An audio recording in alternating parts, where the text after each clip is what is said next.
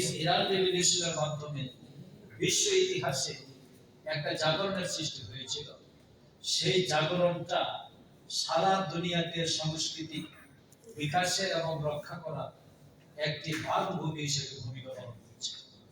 এই জন্য আমি বলছি যে আজকে আমাদের জন্য যে সুযোগটি এসেছে, এই সুযোগে অনেকগুলো কাজ দেখেন, অনেকগুলো কথা এখানে আসছে যে আমাদের এখনো সংস্কৃতির কোনো নীতিমালাই তৈরি হয়নি। আসলে এটা খুবই আমাদের জন্য হতাশাব্যঞ্জক। আমি বলবো না, এটা বিরাট একটা ঘাটতি। কারণ আল্লাহ তাআলা কোরআনে হতাশ হতে নিষেধ করেছে, নিরাশ হতে নিষেধ করেছে। হযরত ইউসুফ আলাইহিস সালামকে কেন্দ্র করে আল্লাহ কোরআনে বহুবার বলছেন। হযরত ইউসুফ আলাইহিস সালাম নিজেও বলেছেন তোমরা হতাশ হও, অথচ তিনি কারাবন্দী ছিলেন, অনিশ্চিত লাইফ। এই অবস্থায় তিনি মানুষকে হতাশ হতে নিষেধ করেছেন। আমিও হতাশ হই, তবে এটা আমাদের একটা বিরাট ঘাটতি। এই বিরাট ঘাটতি আমাদের পূরণ করতে হবে।